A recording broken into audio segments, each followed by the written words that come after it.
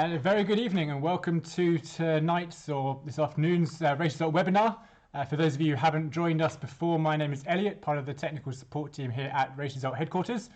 Alongside me is Ugo, who's going to be on our chat answering your questions. So if you have any questions throughout the webinar, then please do send them on the chat, and Ugo will try and answer as many as possible in the chat directly. He might try to pass some over to me to answer here live. Unfortunately, if we can't get to answer all of them, then we may have to get you to send your questions to support@raceresult.com, and we'll always answer you there. So this evening's webinar, if you have missed it, either on my screen or online, is about raw data mode. So we've already covered the basics of raw data mode in our very first webinar. We then later went back to cover lap race specific setup. We're using raw data mode. And now we're going to be looking at some of the advanced rules that you can use with raw data mode. Now, these can be applied in any way, shape or form. And I'm going to say now that what I show you tonight is not the way you must set up your race. One of Ugo's favorite sayings is there's many ways to skin a cat. Raw data mode is super flexible, so use it how it suits you best. What I show you tonight, you may not feel suits your event requirements perfectly, but we're trying to give you an idea of how you can use these advanced rules to help your setup and to make your life easier. Now, this is the advanced session. So this webinar is really aimed at people who are ideally already using raw data mode in their timing, or at the minimum, you've watched our basics webinar and our lap races and you're looking to learn more about raw data mode. But if you're not using it or you don't know anything about it, you might get lost quite quickly here. So I'd suggest you go and watch those videos, and you can always come back to this later on. So to begin, I'm just going to have a quick recap of raw data mode and what we mean by it. So I've got a few bullet points up here, and with raw data mode, when we're working like this, we are saving all of the participants' raw data, that's all of the detections, to our races.11 file.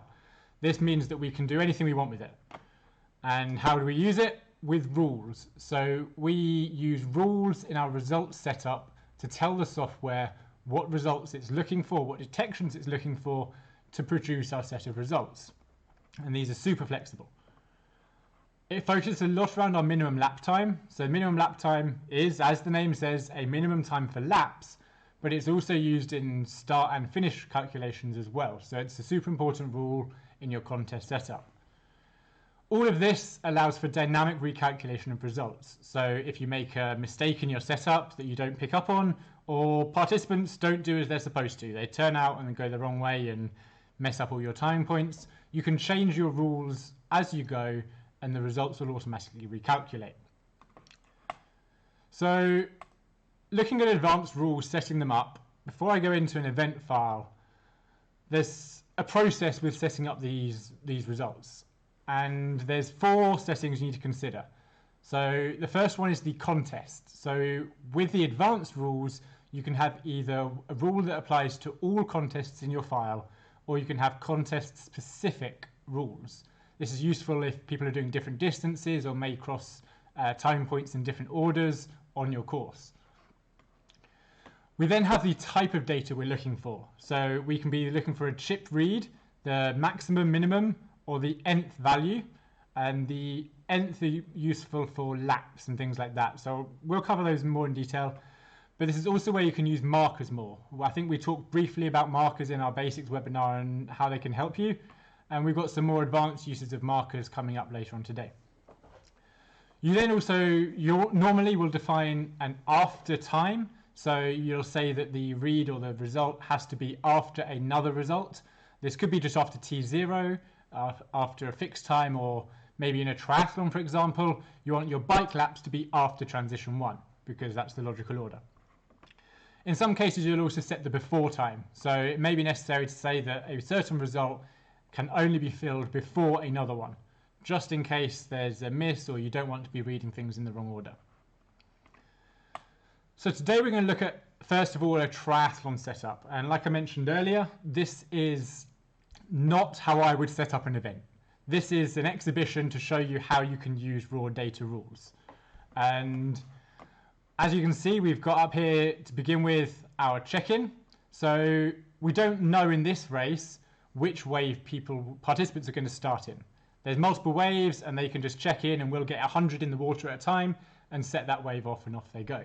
But we don't know which wave they're in. It's important to remember that point. We'll have transition in, transition out for T1.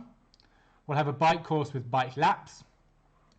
Back through transition, and we'll have a run course with run laps again. And then come through announcer that I haven't shown because space is a little tight, and the finish line. So that's our flow. We've got a few laps in here, we've got the check-in, and we've got some nice ways we can use our advanced rules. So if I flick over now, here we go. I've set up a quick dummy event, and I'll start by looking at our timing point setup. So as you can see, we have all of the time points I've just talked about. Start check, transition in and out, bike and run laps, and our announcer and the finish line.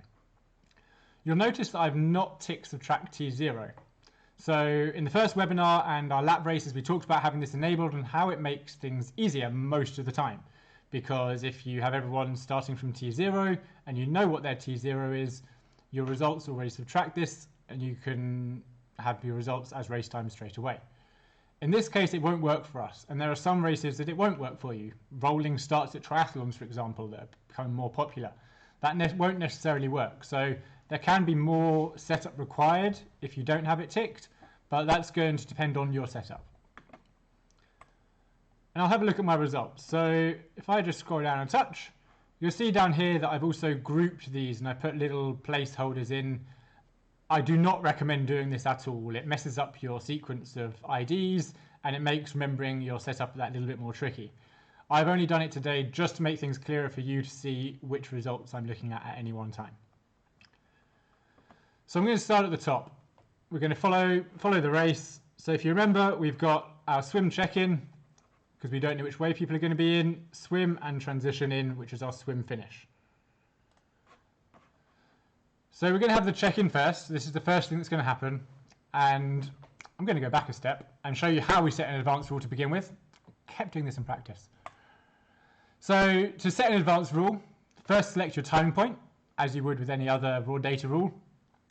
And you've probably seen it already. You have the option in the drop down for advanced. If you click on that, you'll then have your raw data rules window, which is what I talked about. So we have our contests, we have our mode or type, N relates to our nth and lap, the after and the before.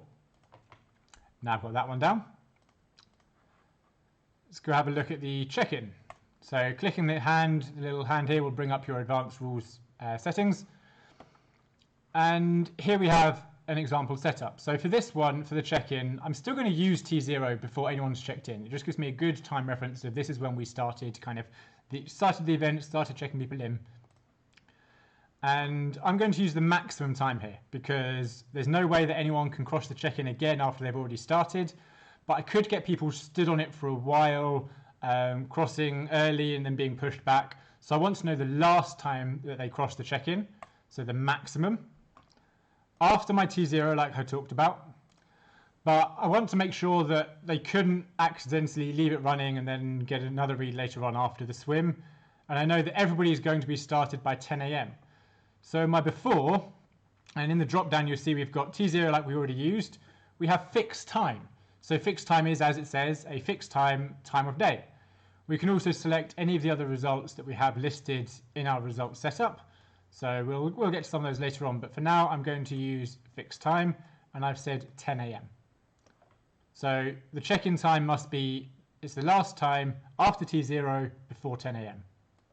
It's quite simple when you look at the rules really.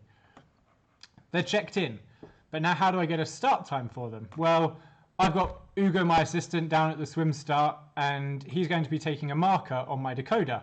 So markers, if you remember, can be made by pushing the green start button or with an impulse marker through active extension or push button. And that sends a marker through to the software. And we'll look at those a little bit more later on. But so that we link the correct marker for the wave start to their check-in time, in this one we're going to look for the first marker after their check-in. So they've checked in and there is a marker. Therefore, if somebody does get pushed back and they're stood on the mat, they will still have a time after the last time we saw them and then the subsequent marker for their wave start. I'm not going to put a before time here because it's not really necessary. So that's our swim start. Nice and simple. Moving on to the end of swim, so transition 1. So here I'm using the minimum rule, and the minimum rule is probably the most common rule you'll use in advanced rule setup because it's got a lot of applications and just dependencies. So to have this result, you must have this one. So what I've said here for my end of swim, my after swim, is I want the minimum read, so the first chip read essentially, after their wave start, which is already set. And now it must be at least 2 minutes after. Now, 2 minutes is a very quick swim and maybe isn't the best example. Maybe I'd want more like 10 minutes. But here you can say that a time must be at least X amount of minutes after the previous one. So that's useful for making sure people don't cut the course short. If you want to make sure lap times are correct and split segments are correct, you can exclude all the people who it looks like have cut the corner or maybe read too early just in case. Now I've also said here before, after transition 1.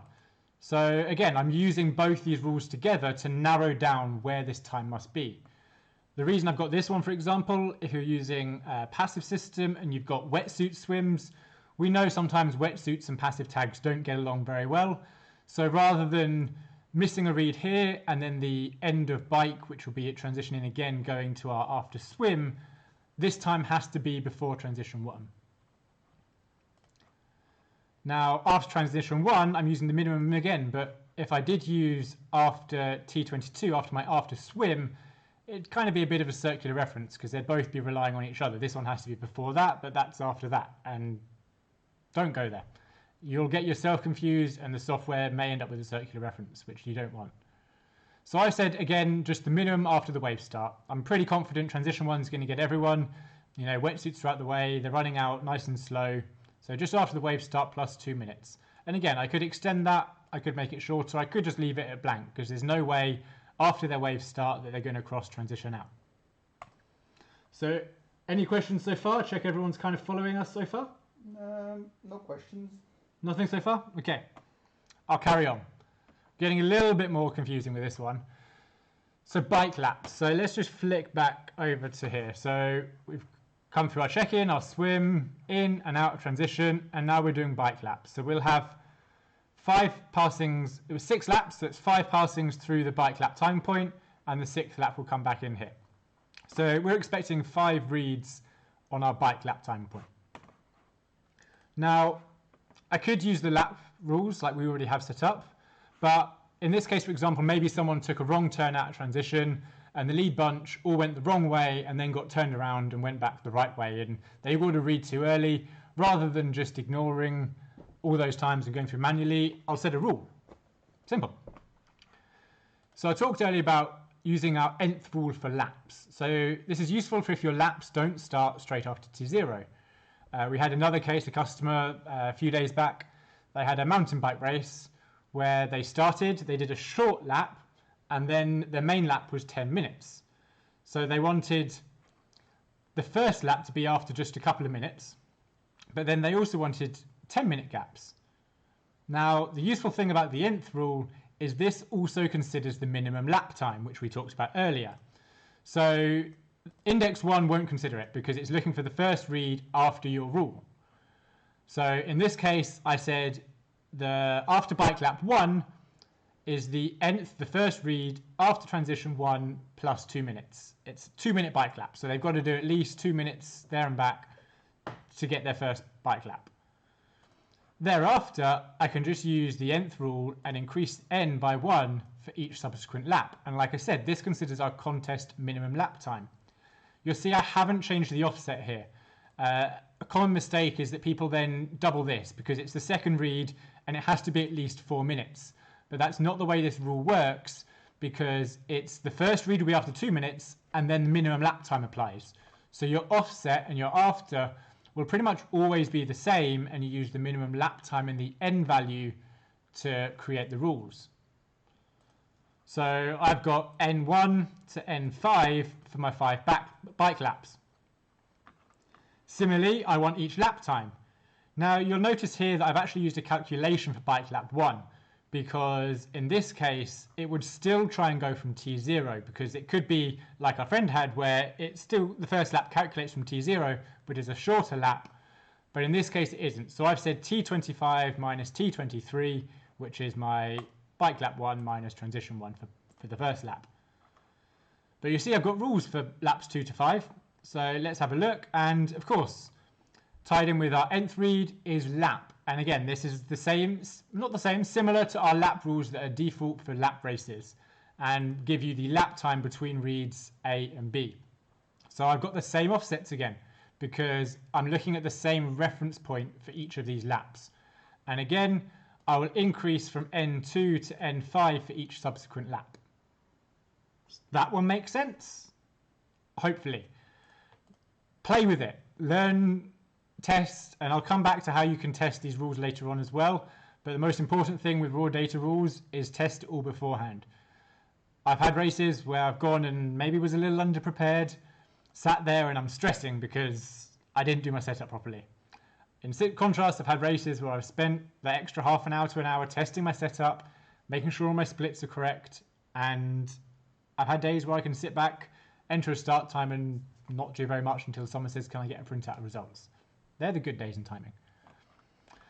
So where were we? We've completed our bike course and we're up to transition 2, sorry. So again, keep it simple. I'm just going to use the minimum.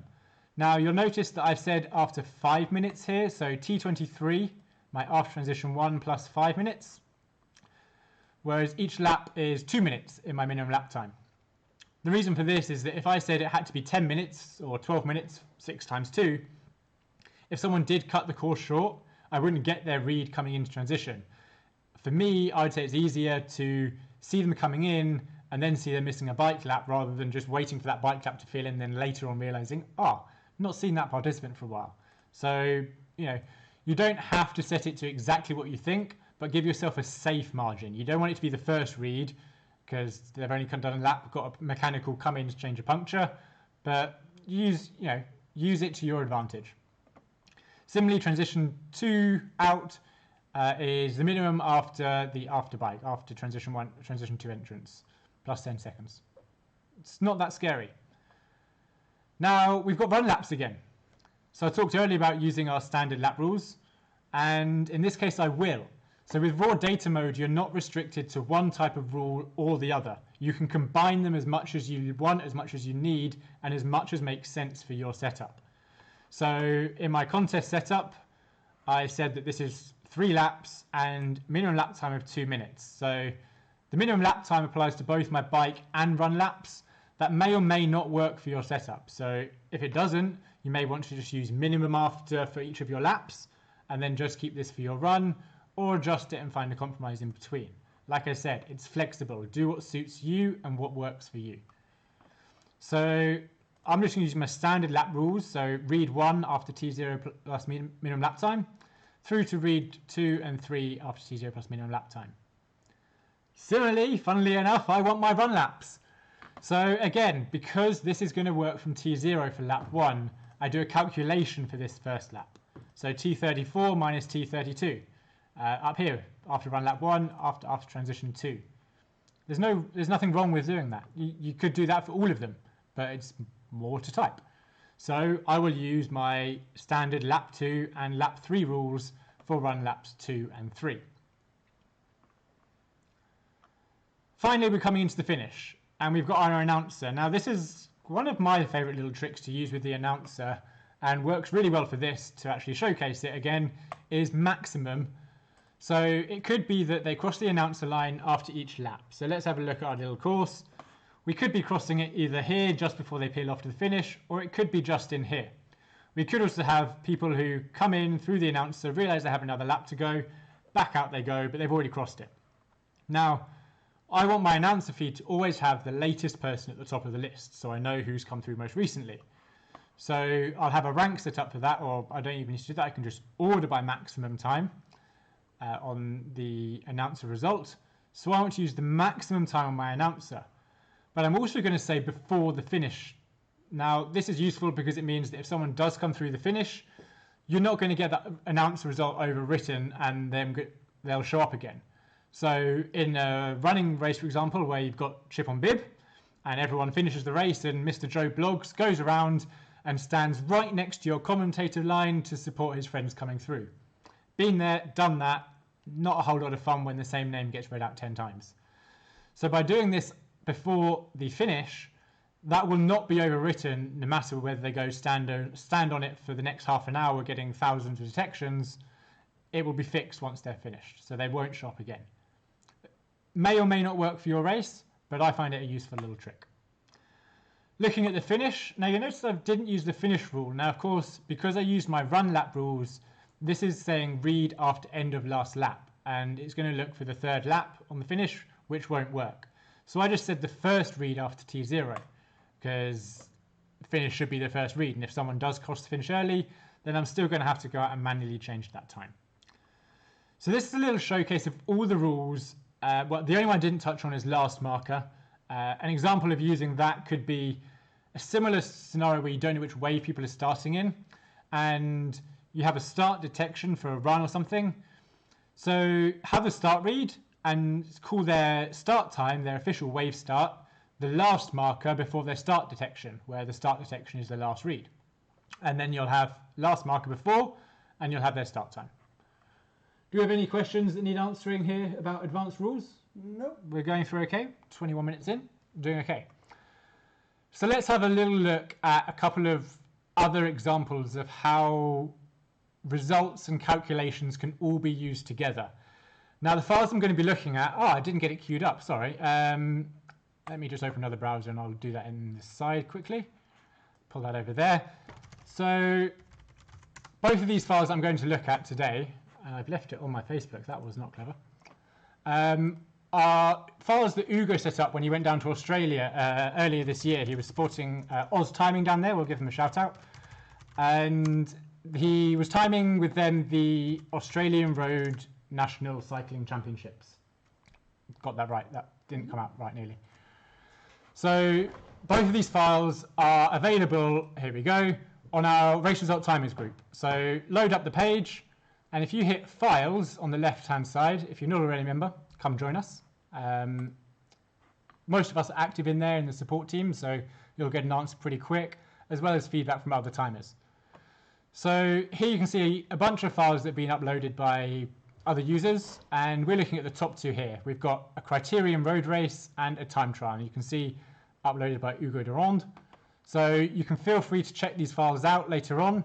I will add there was some additional work went in a little later on to kind of fancy them up a little bit, so it's not as fancy as the results that are published online, but the core setup does remain the same. So let's have a look at the results for the criterium. Now, a criterium is pretty much a standard lap race. So Ugo in this case was using the standard lap rules, but he also did some clever stuff where he combined raw data rules with static manual results. So if we look up here, we have a lap count. Now in a criterium, it's common that if you have a mechanical issue, you may be allowed a lap out to fix the issue, and you can rejoin the main peloton on the next lap. Now, of course, if you're using raw data and they've missed a detection but they're on the same lap, it's not quite going to add up at the finish, or their lap count for a leaderboard. So to make sure everyone's on the same lap, what we've done here is set up a manual lap adjustment, which is time point manual. This was set up as a static result. Here it is, default field results sequentially. And the total lap count was the count of T101 to 160, which you see down here is just our regular laps, plus NZ, so this is if it's not 0, T5. So if somebody took a lap out, we could go and adjust the manual lap adjustment here. And if I open up a participant, I can show you quickly. We'll go and have a look. So David's currently on lap 18. He's done 18 laps, but he took 2 laps out. So let's add in 2 laps in here. I can type. And you see it's updated, say he's now on lap 20. So straight away in your leaderboards, this guy's now on the same lap count. So if you then had a live leaderboard based on lap count and last time seen, he'd be shown correctly in the leaderboard. So that's a nice way you can use both raw data rules and manual static rules to suit your needs. Another similar use could be ultra marathons around a fixed circuit. It's common, I've seen, that if you don't finish your last lap as the time limit is up, sometimes you'll drop a marker where you finished. They'll measure that distance and add it in. You could use a similar thing to enter the distances. You could enter them manually or through a spreadsheet importing to, in this case, T5. And then you have an adjustment to say total distance is the sum of whatever it is plus the manual distance. So that's another way this could be used. You'll see Ugo also used this for his points and KOM. I won't go into this in too much detail. The file's there if you want to have a look at it. Another one that I'm sure a few people will be more familiar with is the time trial template. So this was the National Time Trial Championship. And in this case, they were using markers a bit more. So let's go have a look. So this is the finish setup from the time trial finish. And you'll see that the loop is a little bit before the actual finish line. Riders are coming in this direction, finishing, going through from where you're looking. Now, I will add, Ugo, we were talking about this earlier, he kind of said, in hindsight, which is a beautiful thing, I would have put the loop directly over the tape switch and I could have narrowed my rules, which we'll look at a little bit, but this worked. So we talked about markers. Markers can come from push buttons, or if you have a tape switch, in this case, it will connect to the 3.5mm jack on your active extension or USB time box or loop box. Tape switch essentially is just a pressure switch. When pressure is applied, it sends the impulse. This could also be a photo cell or light barriers or any other device that will send an impulse. Now, the setup. So here we have our tape switch, which was on the actual finish line itself, connected into the active extension's I/O port. Make sure your settings are correct on the decoder. There's a webinar on that one as well. With our loop set up as normal, and you'll also see there's a range extender set up just to optimize the setup as much as possible. So let's go have a look at how this was set up. So a time trial, if you're not familiar with it, normally everybody has an assigned start time. Normally riders will start in, say, 1 minute intervals, and you know the predefined order they will start in, often based on the bib number. In this case, it was. And the first rider started at 10 a.m. Now, rather than setting a T0 for every rider, which would be long and laborious and would need updating, we used a calculation. So first rider was at 10. So we've got 9:59 plus the bib times 60. 60 seconds in a minute. So bib number 1 equals 60 seconds. Bib 2 is 120, and so on and so forth. Plus not 0 T6. So again, we're using that manual rule. So if in this race the riders had a mechanical in the first 100 meters, they could be reassigned a new start time later on. And rather than having to change everything, Ugo said, oh, I'll just add an offset and it will recalculate automatically. So here, first rider is 9:59 plus 60 is 10 a.m. and there was no adjustment. So I don't think in this race they actually had any anyway. Now let's look at our actual times and results that are being used. So at both the start and the finish, we had a similar setup like we just saw in the presentation, the pictures, with the loop and the tape switch. So we have the timing start chip, which is the chip read at the start. So let's open up our advanced rule. Now here we've got the maximum, because again, this is a start. We want the last time we see them, just in case they're floating about. After the assigned start time, so this is the time that's been calculated, but here we have a negative value. So we have negative 0.5 seconds, just in case the last one is just before they're actually supposed to start according to our times. And then we have before assigned start plus 5 seconds. So this is saying it has to be between half a second before and 5 seconds after the assigned start time. Half a second assigned start time. And Ugo's left the sound on, so you may get a bit of feedback there. Our cells, so he's called it timing start cells, this was the tape switch, is using the first marker within the same rule set. So half a second before to 5 seconds after. We had a couple of points out on course, where we just used the minimum after T4, their assigned start. And we come into the finish. Now again, the finish is just using the minimum after T4. Keeps it simple. It means that if a bike is on a roof, for example, maybe, and they're driving the course with their teammate before, it won't just read the first one after T0. It has to be after their assigned start. We then want to use the marker for the exact finish time again. So we're using the first marker after finish timing chip minus 2 seconds, before finish timing chip plus 2 seconds. So again, it has to be either 2 seconds before or after the chip read for that participant. Like I said, if Ugo did this again, he'd probably put the loop right over the tape switch and narrow this to maybe half a second either side, just to make it even more accurate. There weren't any issues on that finish setup, but hindsight is a beautiful thing for optimization. And you'll see here again, there's some other calculations. We've got a switch in the finish time. I'm not going to go explain all of these. You can ask Ugo, he may be able to answer now, or send it through to support, or go download the file yourself and have a play, have a look, and understand what this file is doing. Understanding what you're doing with rules is probably the most important thing I can suggest you do after testing, because if you don't understand it, you can't fix it. Now, I've talked a fair bit about testing here, and how do I test it? Well, if you're not already familiar, we've got a race simulation. So race simulation will put dummy data into an event that will then simulate all of your times. So the results calculation will use all of these times, and you'll see they can be both chip reads and markers. So you can simulate everything you need to. So here I've already got it pre-set up. It will save the last settings you had. So I cheated a bit and did it earlier. So we've got our start rules, we've got the chip read and the marker. And you'll see that these are between a negative value and a positive value after my assigned start. So again, I've got that ability to use a previous result or the start time. And so those two are assigned. Now you'll see then in my split and spotter, so my split was between 10 to 12 minutes after, and I wanted it after the previous time. So it was, it flowed nicely. I didn't have to keep working out everything as I went. So previous time looks at the previous result simulation that you've got filled in. So this would be between 10 to 12 minutes after their start marker. So I'll fill in my split, my spotter, and my finish. And then my finish marker as well. And this was, I left it positive because in this case we were going that way through. So half a second to a second after the finished chip read.